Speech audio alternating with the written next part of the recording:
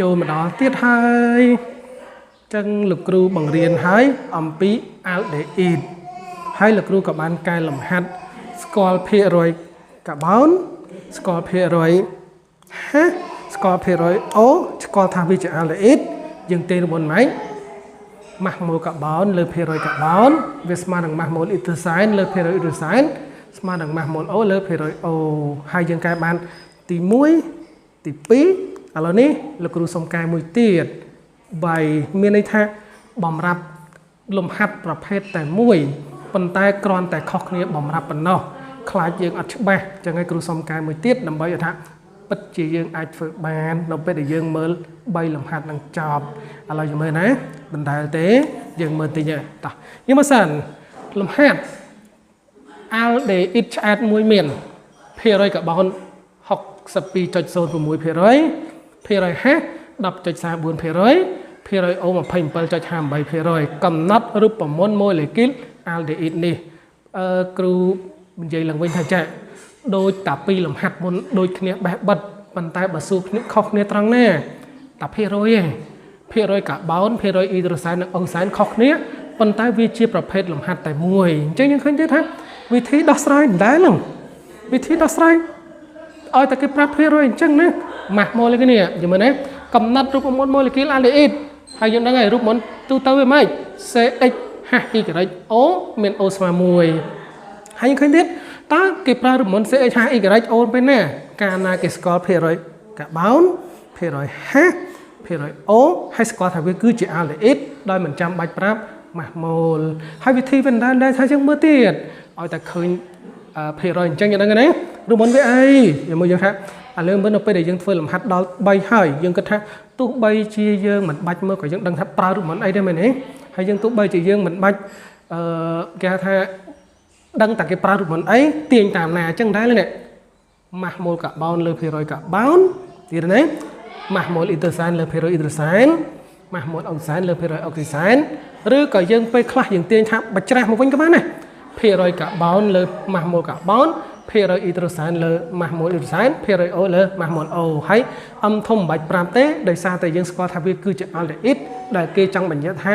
អូស្មើ1អញ្ចឹងមកទៀតអញ្ចឹងយើងគ្រាន់តែជួសមកនេះកាបូនមិនអីមិន 12x កាបូនមិន12គុណ x 12x ចំណែក y នេះចំណែក o 16ចំណែកភាគរយកាបូនម៉ែនេះ 62.06 ហើយភាគរយ5មែន 10.34 ភាគរយ O 27.58 ឥឡូវមើលណាបានប៉ុណ្ណឹងយើងចេះទាញផលធៀបប៉ុណ្ណឹងអត់ទាញមើលណា 12x រក x មុនរក y មុនក៏រើចោះប៉ុន្តែខណៈរក x មុនណា x ជាចំនួនកាបូន y ជាចំនួនអ៊ីដ្រូសែននេះ 12x លើ 62.66 ស្មើ16លើ 27.58 នាំ x ស្មើមែនទេ 62.66 គុណខ្វែងគុណ16ហើយយើងគុណលេខមកយើងឃើញមែនគុណលេខមកយើងឃើញកាបូន3បានទេហ្នឹងគុណលេខមកឃើញកាបូន3ទៅទៀតមានថាចំនួនកាបូន3ហើយយើងនៅសល់ឃើញអីចេះយើងរកឲ្យម្ដងចុះរក y អញ្ចឹង y តាមនេះ y លើ 10.34 ស្មើ16លើ27.58នាំ y 10.34គុណ16ចែក27.58ឃើញមែនឃើញ6ពេលនោះរូបមន្តម៉ូលេគុលរបស់ aldehyde គឺអី C3H6O ឬក៏យើងអាចសេថា CH3 CH2 CHO ឈ្មោះថាម៉េចpropanal យល់មើលណាអញ្ចឹងគ្រូបញ្ជាក់ឡើងវិញថាតើលំហាត់ប៉ុណ្ណឹងស្ទាត់ហើយទៅនៅលាយសង្ស័យថាចាំមិនបានអត់ប្រាប់ម៉ាស់ម៉ូលថា aldehyde O ស្មើ1ហើយចាំលាយសង្ស័យចាំមិនបានគេប្រើរូបមន្ត CH+O ដោយសារតែគេប្រាប់បំរាប់កាបូនអ៊ីដ្រូសែនហើយនិងអុកស៊ីសែនអញ្ចឹងហើយយើងធ្វើបែបហ្នឹងអស់បំរាប់តោះនេះហ្នឹងហើយចឹងគ្រូបញ្ជាក់ឡើងវិញថាតើ3លំហាត់ហ្នឹងស្ទាត់នៅច្បាស់នៅឃើញភ្លាមចេះភ្លាមនៅចឹងគ្រូកែដល់3ហ្នឹងខ្លាចយើងអត់ច្បាស់ហ្នឹងឯណាចឹងហើយបានជាគ្រូព្យាយាមកែមួយទៀតដើម្បីឲ្យកាន់តែច្បាស់ចឹងបន្តមកទៀតយើងនឹងប្រើវិធីកណនីផ្សេងពីហ្នឹងបន្តិចប៉ុន្តែវាខុសគ្នាបន្តិចទេមានន័យថាឲ្យតែយើងច្បាស់មួយអាផ្សេងទៀតអញ្ចឹងទាំងអស់ចឹងមើលទៀត